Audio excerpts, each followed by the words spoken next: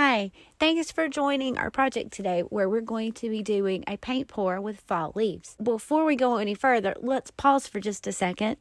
Let me tell you that we're using leftover paint from some prior paint pours. We can give you the same recipe so that you can create your paint and yours won't be left over. You can create a paint pour using Elmer's glue or school glue, 60% glue mixed with 40% water. That's going to be your base. And to that base, you can add any acrylic paint. Once you have your base, you'll mix about 30% of paint into that base, and that's going to give you your paint to pour. With that, you're also going to have 2 to 3 drops per color of silicone oil, and this is going to be what makes your paint flow and move and create cells. Now, I already have these mixed in individual cups left over from paint pours, so we're just going to be using the leftover paint because I don't like to waste material. And I know in the way that I'm layering these colors that I'm going to get brown because I'm laying orange and red next to green.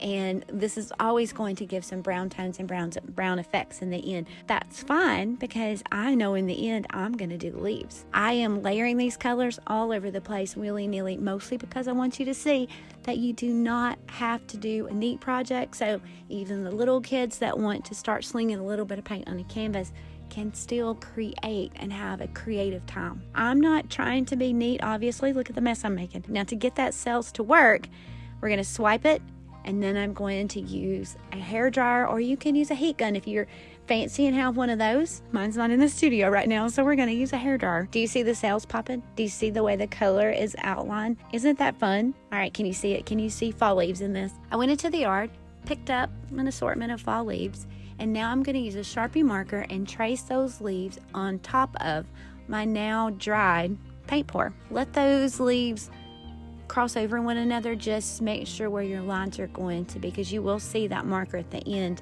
if you aren't careful. Now I'm going to use black acrylic paint, and I'm going to paint all the negative space around the leaves so that just the leaves stand out.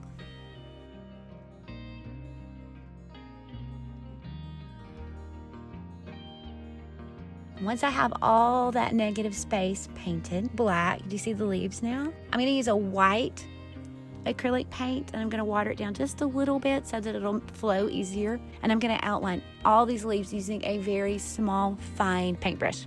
Now I could leave this as is, or I can take a gold metallic Sharpie to the inside of the white paint and add a little bit of pop and metallic flair, a little gold touch to my fall leaves. We hope you enjoyed this art project. If you did, please click that subscribe button so you will know when we upload more videos to help you dig into your creativity, and most importantly, forget not the Lord.